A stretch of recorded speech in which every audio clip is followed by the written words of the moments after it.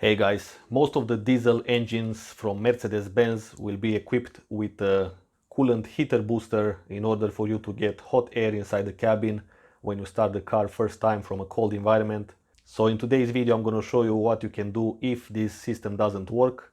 So in the engine bay on the passenger side, right under this vacuum reservoir, you're going to see the coolant heater booster. Up here we've got valves, and another component which is important is as well the auxiliary water pump, which will push the coolant inside the heater. So if one of these three components fail, then you don't get warm air inside the cabin when outside is very cold. There is a separate video I made about the auxiliary water pump. You can go ahead and check it out. So let's see, with the T30 we've got two screws here. And down here you're gonna find the solenoid for the turbocharger. Disconnect the vacuum line from the turbocharger.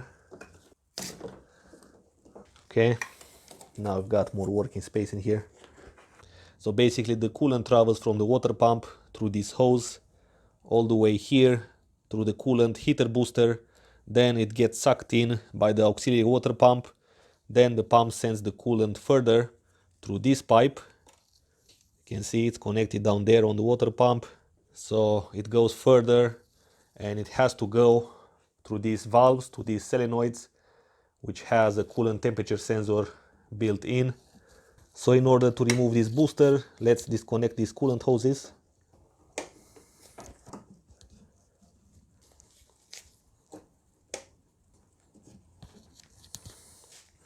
This can be quite stuck, so take your time. One of these picks is going to be very helpful.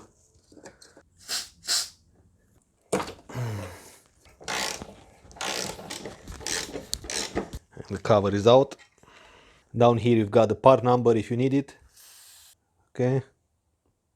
This cover is for the 12-volt supply. As you can see, this is a very thick wire which comes directly from the alternator, and then from here it goes to the car battery. With a 13mm, let's remove this nut. Gotta be careful with these terminals to not touch them. This one is okay because it's coming from the alternator, but this one comes from the car battery, so you do not need to touch it on any point of the frame of the car. And now the coolant heater booster is ready to come out. So let's see, with a 10mm I'm going to remove these two bolts.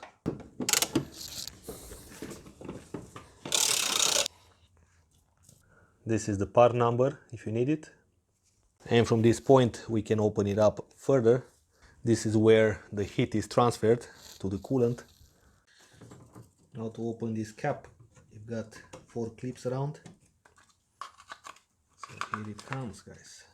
Now one of the problems of this heater booster is that it's using too much power, and therefore the alternator might fail, or it cannot keep up with all the electronics of the car, and the battery goes so low that you get the battery light on your dash. So one of the quick fix you can do is to, for example, bypass one of those 4 heaters. As you remember, there were 4 heaters inside here when I showed you. So if you take one of it out, then you got left with 3, and that will not take out so much power.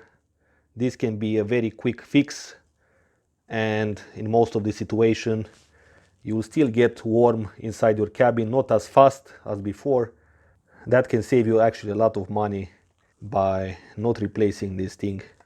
So again, all you have to do is to disconnect one of the wires from one of the heaters you want. Now, even though I don't think you're gonna find replacement parts for these small heaters, you can go ahead and test the continuity of them. It should be no resistance because you want this to heat up. Now let's say, for example, the coolant is dirty and it has a lot of rust or debris in it. Then this pump can tolerate that because it can pump large particles inside the coolant.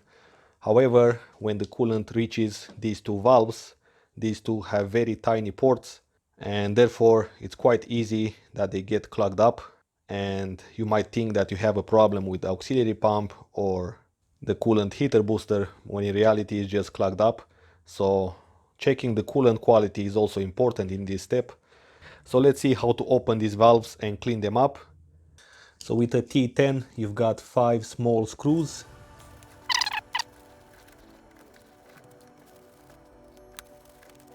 Just wiggle them. You can see it's a little bit rusted. These are very similar with the ABS pump. They work in pretty much the same way. So down here you can see how the valve works. You can see the point where the plunger sits and seals. The coolant goes through this pipe and the plungers will allow the coolant to go through those two holes. If the solenoid is activated, these valves are pushed in, then the plungers are going to be sealing. They will seal these holes and the coolant will not travel in. So if you want to remove and replace this, you just got some bolts under these rubber bushings. Now in general this part doesn't go bad since it's quite simple. As you can see, this is just an electromagnet which will be energized, and therefore pressing on those plungers.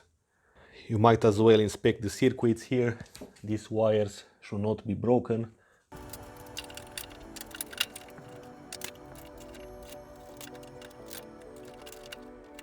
Okay guys, so that was pretty much it. Hopefully this video was helpful. If you have any questions, leave them in the comments below.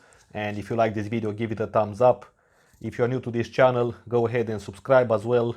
That's how you're gonna make me make a lot more videos for you guys in the future. So stay tuned and I will see you soon.